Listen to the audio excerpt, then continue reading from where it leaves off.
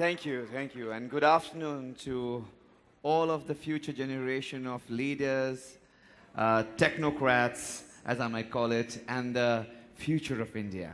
How do you feel being the future of India? Well, how do you feel being the future of India? Some of you are still doubting, right? That's why you're doing this workshop or you're attending this workshop to really figure out how do you feel about being the future of India. Yes? So, when I was called upon to talk about my life and use that as a reference point, my question is always there's so much in my life that has happened. What memories should I pick to talk to you about? So today I'm going to talk to you about three very interesting stories that happened in my life. My first story starts at the age of 6, okay? This happened when I was in the first standard. I was very new to the school. Teacher walked in and said, which one of you would like to take part in the mathematics quiz? I put my hands up. Another teacher walked by and said, after the third period got over, which one of you would like to take part in the singing competition? Nobody was putting their hands up, so I said, okay, somebody has to represent the class. So I put my hand up. And this happened over and over again in the next 3-4 days. And I realized I had put my hand up for every possible competition. And guess what? Out of the 10, 6, I came first. Now, did I know how to dance at the age of 6? No. Did I know how to sing? No. Did I know how to, solve mathematics puzzles? No. But somehow, I managed to score 6 or 5 out of the 10 subjects that I'd taken part in. And this lesson is a very important lesson for me because I always believe that if you take a chance on life, life happens to you. So it's very important that sometimes you must jump before you leap, you must leap before you think, simply because you never know how good or how bad you'd be, because just thinking and anticipating might kill the enthusiasm to do certain things. So sometimes you need to have a childlike innocence and enthusiasm to take part in life, to participate in life, because you never know, you might discover something within you. So that was my lesson number 1 when I look back at my life and I said, that was great. And then what happened was, because I had won these competitions, confidence started building in, that I can do this. I'm good. And I kept doing this and I kept winning certain competitions. Till one day I did win the competition. But the judge who selected me for the competition and gave me the first prize, it was a dance competition, of course. She said, come here. Says, what's your name? Says, you, participant number 7. I said, yes, ma'am. I said, my name is Terence Lewis. And she looked at me and said, you're good, but you need to know that you won the competition, right? I said, yes. And I was like really being very happy and saying, yes, she's going to say something nice, right? And he says, you're the best of the worst. So first I thought, she's still flattering me, because I didn't understand what she said. Because you're expecting a good thing and you think even the bad thing that she said must be a flattery. Then I did a little double take and I said, no, there's something wrong. Dal mein kuch kala peela bahut kuch hai isme. I said, ma'am, what do you mean? And she said, beta, you're good at what you do. You're overconfident because you've won too many competitions, but you need to know that you are the best of the worst, which means everybody who's around you is not good, therefore you look great. And she says, confidence will get you only to somewhere, but it won't get you to the top. And that's why I'm reminded of this very interesting story, because this story really moved me and I realized that, I need to up my game. And that is why I always talk to people whenever this incident comes into my life. I remember one very famous guru who said this story, and I'm going to repeat that story. It's a very interesting story. And a lot of it happens in India, especially in our country.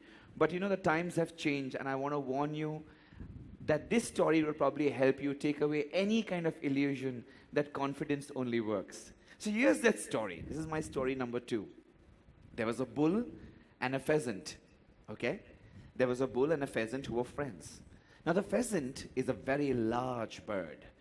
It can't fly very high because it's very heavy. So one day it went to the bull, and the bull was, looking at her and said, "What happened to you?"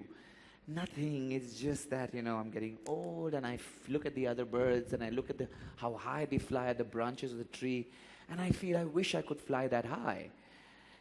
And the bull said, "No problem, just eat a little of my shit, and you can fly to the first branch of the tree, trust me." And the pheasant looked and said, "What crap are you talking about? That can't be possible." The bull said, "Look, try it."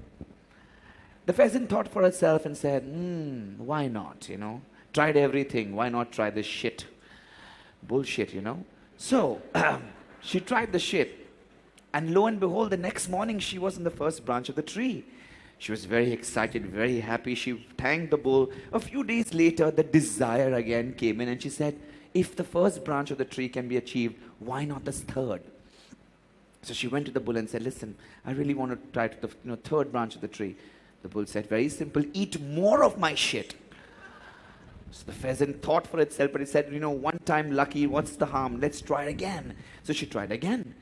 And lo and behold, the next morning she reached the third branch of the tree, and this continued for many days till finally the pheasant reached the last topmost branch of the tree. Very happy. She looked at the bull, waved and said, "Thank you." And she was really beaming and felt powerful. Very powerful when you're at the top. And then suddenly there was a hunter who was passing by. And he was looking around, and his eyes went straight at the pheasant. He picked up his gun, shot the pheasant down. The pheasant fell dead. The bull looked at her. What's the moral of the story? Bullshit can get you at the top, but doesn't let you stay there. So my confidence was like bullshit. I was bullshitting through my life. I just got lucky. Till one person just came and says, "You're the best of the worst." So you see, sometimes you need hunters in life. Very important, because they ground you. Many people will tell you, feel, dream big, and you will go to all these talks with all these amazing people who have given you a lot of lectures, and you'll go all powered and say, "I will achieve it." Because you are now fueled with all the talks that you've heard of people. But you must remember that the opportunities that existed for me will not be there for you. There was once upon a time when I was 18, at the anvil of my career, and I was also thinking of doing IIT, and I did give the entrance exam. I failed, thank God for that. Okay. But I then said, okay, why not MBBS? So all of this kept happening with my life because I was a science student, governed by my ego and by the social conditioning that boys should only do science or commerce. Commerce was out of the question. I'm not good with money. So science was the next option. Never ever thinking that, but I also like dance, and I also like philosophy, and I also like literature. But hey, that's not for guys. But much later, life slaps you and says, what the hell are you doing? I know you're intelligent, and I know you can do this subject, but just because you can do things doesn't mean that you love doing them. Doesn't mean that you'll be committed for a long time. So it's very important to learn the third lesson in life, that don't listen to people's, talks and stories about how successful they have become, because their journey, and if you track that story, if you choose the same path, and if you kind of try and walk the same ladder, you'll realize that you might not get that success. Simply because the times have changed, you are a different person, your story will be a very different story. So please remember that when you make a decision in life, that you make one with absolute clarity, because confidence is like bullshit. Clarity is very important when you make a decision, because clarity helps you decide what is the truth of my life. What is the truth for me, not for somebody else. It's okay to listen to people's talking and knowing about their stories, but what you need to take from them is not what he did X plus Y plus Z. No, you got to take the essence of the spirit, what made that person successful, and that essence comes from many factors. One is knowing what you really love. Two, what is your personality? Does that go with the kind of job that you want to take up? Sometimes you might want many things in life, but remember, it's not what you desire. You don't get always what you desire, but what you deserve. So are you deserving enough? Because desire ke liye to aap bahar jao, to even if you ask a poor man, he says, I want to be rich. But that doesn't make him rich. You need to be deserving. You need to be capable. Sometimes it's also important that even if you become rich, can you handle being rich? Can you handle, give a money to a beggar, give him a, 10,000 rupees to a beggar, and if you don't teach him how to handle that money, it will ruin him. It might even kill him the next day, because somebody else will know he's got 10,000 rupees and he's sleeping on the road. I need to kill him to take his 10,000 rupees. So you are really, putting his life in jeopardy when you think that, okay, straight solutions can help. You need to be capable. You need to be deserving. You need to be able to handle it. The other important thing is that when we are going on this journey about what's important for me, it's very important to know that even though all of you may have your dreams, and all of you may have, the goals that you want to achieve, but many times we become very stubborn about the way we want to achieve it. And this is something that I learned from my personal life. That when I thought that I would want to when people ask me, did you dream of becoming this person? And I was like, definitely not. I came from such a poor family and with no background in dance and music. It was all very small goals, very small achievable goals, because that made it more easy, more tangible, more something that I could bite into, much something that I could handle it. And as I could handle little of my success, I said, okay, I can go 2 steps more. So it's very important to know that you need to make small goals, make realistic goals. And it's also not important to have those goals. Think of the goal and forget about it. What you need to focus is on the process. Many of us want the product, but forget that the process is a very important integral part of your life. Because from trying to go from point A to point B, there is a time. And that time could be 3 years, 5 years, 6 years, whatever it is, or 3 months. It is time, and you're living each day of that life. That time needs to be fun. That time needs to be that you are motivated to do what you want to do, to achieve what you want to do. It can't be, oh, I only like the goal, the end product, but I hate the process. If you don't fall in love with the process of getting there, sooner or later, you will be demotivated and will not stick to the path. How many of us, including myself, have said, I want this, and then when the process starts to happen, when you need to work towards it, you say, Mujhe ye pasand nahi, I don't like this, I don't like this person, I don't want this. And then we lose the plot. We don't get there. So very important to know that we need to have consistency. You need to have flexibility in your plan to know that in case this doesn't work, you need to go to plan B. Most importantly, you need to fall in love with every aspect, which means you need an openness. You need an openness to handle the situation, which means you need to be able to say, okay, I want this.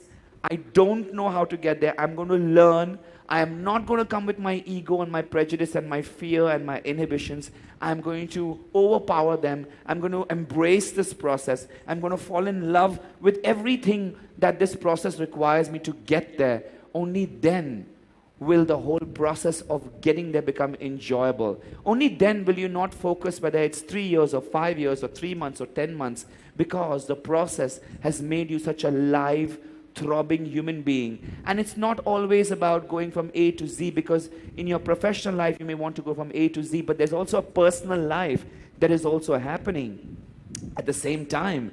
So you realize that many times in the process of getting into your professional life, you will encounter people personally, and that personal life will also be a very important aspect which will change you, which will give you something more than what your professional life could give you. And that is so much more important sometimes in life when you look back maybe 30 years later, when you're a 60 or 70-year-old man, and say, okay, this is what I wanted out of life professionally, but in that interim bit, personally, I also gained so many experiences, and those are so much more important when you finally cross that level of trying to fit into the existential crisis, where you move on to really live life. Those are the things, those values, those learnings, those feelings, those emotions, that body of experience will be far more important than anything else. So, having concluded, I would say that it's very important for you as youth. You're sitting here, you've called at least 4 creative people from different fields of creativity. I was thinking to myself when I was looking at that board of all the speakers, I hope, the principal is thinking right. You might have some dropouts from engineering college after these talks of being motivated, but really be careful. While some of you may be motivated to do something very creative, you need to know, do you have the personality? Do you have the capability? You may want how I dance, or you might want the way this musician who played it so beautifully to play like that. But can you also handle the rigor? Can you handle the process of so many years of training? Can you enjoy that process of training? Are you going to be so in love with the training process that you don't care how many days, months, years it passes to reach where you have to? If you're ready for that, then you make that shift. If you're not, then I think you're very good where you are. So it's very important to be practical. A lot of people tell you, bade bade sapne dekho, kya soch rahe ho? I completely disagree. Because you can't build castles in the air without laying the foundations under them. Everybody can dream. But I would say, dream with your eyes open, not with your eyes closed, so that you can see the absolute reality. Coming back to my lesson number 2, which is clarity versus confidence. Confidence, you will feel something. What is confidence? It's a feeling, it's an emotion. Today my emotion is, I'm super confident of doing what I'm going to do. Tomorrow you might say, itna nahi hai. So confidence is constantly wavering. Clarity has got nothing to do with emotion. Clarity has got to do with intellect. It's hardcore intellect telling you, is this really good for you or not for you? When I say intelligent, means street intelligence, means emotional intelligence. It doesn't means, what is the, x cube, it's not a mathematical formula intelligence. I'm talking about simple intelligence, which tells you, cut the bullshit, cut your confidence, cut your emotions, what really is you, and can that match what you want out of life? And that intellect is very important, and we need to use that, because we are our body, which is very important. We are also the mind, which is also the emotions. But it's the intellect that will help you understand what you're feeling. The intellect will also make you understand your own mind and decide that this mind works for this kind of a job, works for this kind of a, personality, works for this kind of business that you're looking for. It's very important to have that concept of matching your personality, matching your emotions, matching your capability, and then making the decision, and not just only going by the overdrive of emotions, because then you might get lost and disillusioned. And this is very important that you take from here, that all the speakers who have come and shared, we're all creating impressions on you. We're all creating small memories in your brain in terms of exactly how to experience life, how to see and how to perceive. And with that, I say thank you very much. Thank you for having me here.